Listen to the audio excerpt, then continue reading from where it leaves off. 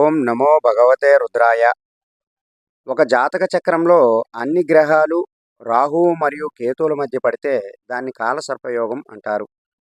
భారతీయ జ్యోతిష్యం ప్రకారం అనేక రకాల కాలసర్ప దోషాలు ఉన్నాయి. ఈ యోగంతో జన్మించినటువంటి వ్యక్తులు సంతాన సమస్యలు, వ్యాపార నష్టాలు, సంసార బాధలు లాంటి సమస్యలతో సతమతమవుతూ ఉంటారు. రాహువు సర్పం తలగా మరియు కేతువు దాని తోకగా వర్ణించబడతారు. ఈ రెంటి మధ్య గ్రహాలన్నీ పడితే జాతక చక్రంలో కాలసర్పదోషం కలుగుతుంది. రాజైనా, పేదైనా, ప్రెసిడెంట్ అయినా, ప్రధానమంత్రి అయినా, కూలివాడైనా ఎవరైనా సరే కాలసర్పదోషానికి అతీతం కారు. ఎవరి జాతక చక్రంలోనైనా ఈ దోషం ఉండవచ్చు. జీవితంలో ఎంత సౌకర్యవంతమైన పరిస్థితులు ఉన్నా ఏదో ఒక టెన్షన్, భయం, అభద్రతాభావంతో ఉంటారు. పాము చేత కరవబడినటువంటి వ్యక్తి స్థిమితంగా కూర్చోలేని విధంగా కాలసర్పదోషం ఉన్నటువంటి వ్యక్తి ప్రతి క్షణం చావును గురించి భయపడుతూ ఉంటారు. కాలసర్పయోగం రెండు రకాలుగా ఉంటుంది. ఉత్తర గోళార్ధ కాలసర్పయోగం మరియు దక్షిణ గోళార్ధ కాలసర్పయోగం. ఒక నమ్మకం ఏమిటి అంటే 7 గ్రహాలు కూడా రాహు చేత మింగివేయబడినప్పుడు అది ఆరోహణ కాలసర్పయోగం అవుతుంది. రాహు వెనుక గనక గ్రహాలన్నీ ఉంటే అది అవరోహణ కాలసర్పయోగం అవుతుంది. అయితే అసలు కాలసర్పయోగం ఎందుకు ఏర్పడుతుంది? క్రితం జన్మలలో చేసినటువంటి పాప కర్మల వల్ల ఈ దోషం కలుగుతుంది. ఇతర దుష్ఫలితాలను ఇచ్చేటటువంటి యోగాల కన్నా ఇది చాలా ప్రమాదకరమైనది.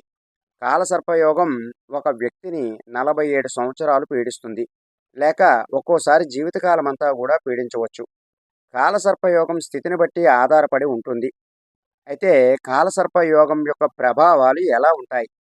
జాతకంలో కాలసర్ప దోషం ఉన్నటువంటి వ్యక్తి స్థిరత్వం లేని జీవితం, అపఖ్యాతి, సంతానం పొందడంలో ఇబ్బంది, మానసిక ఆటంకాలు ఎదుర్కొంటాడు.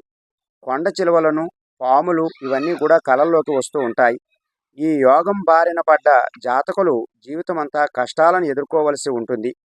ఏ ఇంటి నుండి మొదలై ఎక్కడి వరకు అంతమైందో అంతవరకు కూడా ఆ ఇళ్ల యొక్క పాజిటివ్ ఫలితాలన్నింటినీ కూడా నెగిటివ్గా చేస్తుంది. తాను పొందుతాను అనుకున్నటువంటి లాభాలను పూర్తిగా ఆగిపోతాయి. మానసిక ప్రశాంతత ఉండదు. సంపాదనలో ఆటంకాలు, సంతానం పొందేందుకు సమస్యలు, దాంపత్య జీవితంలో ఊహించినటువంటి మనస్పర్ధలు ఉంటాయి. అయితే కాలసర్పయోగంలో రకాలు ఉన్నాయి. అనంత కాలసర్పయోగం. రాహు మొదటి ఇంట్లో ఉండి కేతు 7వ ఇంట్లో ఉన్న దీనిని అనంత కాలసర్పయోగం అంటారు.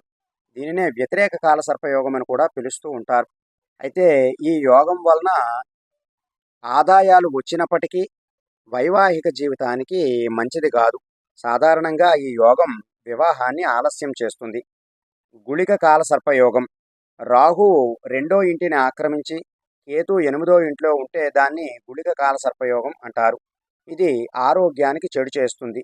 నష్టాలను మరియు ప్రమాదాలను హెచ్చు మోతాదులో జాతకులకు కలిగిస్తుంది. ఆర్థిక అభివృద్ధికి కూడా చేటు కలిగిస్తుంది. స్థిరత్వం లేనటువంటి ఆర్థిక పరిస్థితుల వల్ల జాతకుడు సతమతమవుతూ ఉంటాడు. వాసుకి కాలసర్పయోగం.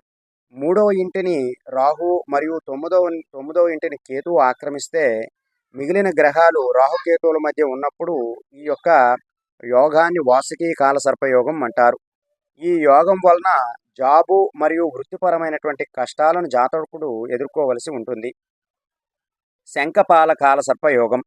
రాహు 4వ ఇంట్లో ఉండి కేతు 10వ ఇంట్లో ఉంటే దీన్ని శంఖపాల కాలసర్పయోగం అంటారు. ఈ యొక్క యోగం వలన జాతకుడు తన పనికి సంబంధించినటువంటి పరిధిలో అధిక ఒత్తిడి మరియు ఆందోళన పొందుతాడు. ఒక్కోసారి సంప్రదాయ విరుద్ధమైనటువంటి పద్ధతిలో శిశుజననం జరగవచ్చు. అయితే ఈ యోగం ఉన్నత స్థాయి రాజకీయ అభివృద్ధి మరియు అనుకోని లాభాలను ప్రసాదించే అవకాశం ఉంటుంది. పద్మకాల సర్పయోగం. రాహు 5లో మరియు కేతు 11లో ఉంటే ఈ యోగం ఏర్పడుతుంది. సంతాన సంబంధ విషయాలలో జాతకుడు ఆందోళన చెందుతూ ఉంటాడు. గర్భం దాల్చడం కష్టం అవుతుంది. చంద్రుడు గాని దోషుడైతే ప్రాతాత్మల వల్ల బాధించబడే అవకాశం కూడా ఉంటుంది. ఈ పరిస్థితులలో వ్యక్తి యొక్క అనారోగ్యం పొందితే కోలుకునేందుకు అధిక సమయం పడుతుంది. స్నేహితుల చేత మోసగించబడే అవకాశం ఉంటుంది. మహాపద్మకాల సర్పయోగం. రాహు 6వ ఇంట్లో ఉండి మరియు కేతు 12వ ఇంట్లో ఉంటే ఈ యోగాన్ని మహాపద్మకాల సర్పయోగం అంటారు. ఈ యోగంలో ఈ యోగం ఉన్నటువంటి జాతకులకు శత్రువులు అధికంగా ఉంటారు మరియు వ్యాధి సంబంధిత సమస్యలు అనేటటువంటివి ఉంటాయి. ఏది ఏమైనా సరే ఈ యోగం అధికారాన్ని, రాజకీయ అభివృద్ధిని కూడా ఇచ్చే అవకాశం ఉన్నది. తక్షక కాల సర్పయోగం. రాహు 7వ ఇంట్లో మరియు కేతు మొదటి ఇంట్లో ఉంటే ఈ యోగం ఏర్పడుతుంది.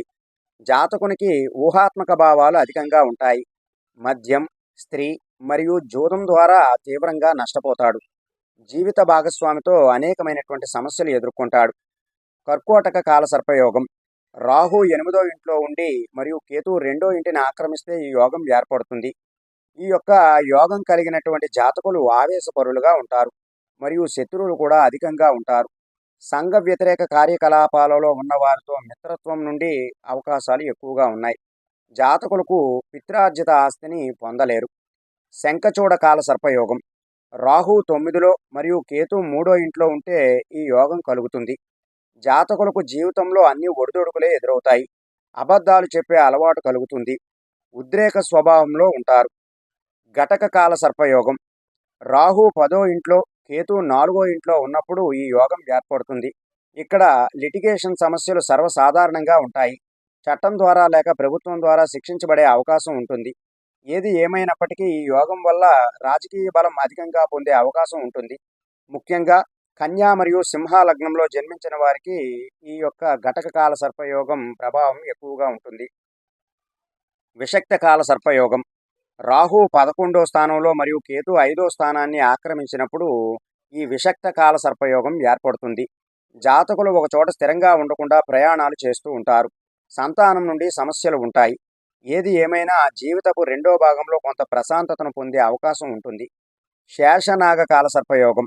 రాహు 12వ ఇంట్లో, కేతు 6వ ఇంట్లో ఉన్నప్పుడు ఈ యోగం కలుగుతుంది. లిటిగేషన్ సమస్యలు ఉంటాయి. శత్రువులు మరియు అనారోగ్య సమస్యలు కూడా కలిగి ఉంటారు. అయితే ఈ కాల సర్పయోగం ఉన్నటువంటి జాతకులు చేసుకోవలసినటువంటి పరిహారాలు ఏమిటి అంటే, మహామృత్యుంజయ మంత్రాన్ని ఎంత వీలైతే అంత రోజులో కనీసం 108 సార్లైనా జపించాలి. గృహములో తప్పనిసరిగా కాలసర్ప యంత్రాన్ని స్థాపించి క్రమం తప్పకుండా పూజా కార్యక్రమాలు జరిపిస్తూ ఉండాలి. ఓం నమఃశివాయ అనేటటువంటి మంత్రాన్ని ప్రతిరోజు కూడా జపిస్తూ ఉండాలి. నాగదేవతను ఆరాధించాలి. వెండిలో సర్పరూపాన్ని చేయించి నాగపంచమి నాడు పూజించాలి. మరియు వంశ పూర్వీకులందరినీ కూడా స్మరిస్తూ ఈ వెండి సర్పాన్ని పారే నీటిలో వదులుతూ ఉండాలి. రాహు కవచాన్ని, స్తోత్రాన్ని రోజు కూడా పఠిస్తూ ఉండాలి. అయితే కొన్ని దానాల వల్ల కూడా ఈ యొక్క కాలసర్ప యోగం అనేటటువంటిది తగ్గే అవకాశాలు ఉంటాయి. దానం చేయవలసినటువంటివి ఏమిటి అంటే, నల్ల నువ్వులు, నల్ల ఆవాలు, నీలిరంగు వస్త్రాలు, కత్తి, అలాగే నల్లని సంబంధించినటువంటి రగ్గులు దానం చేయాలి.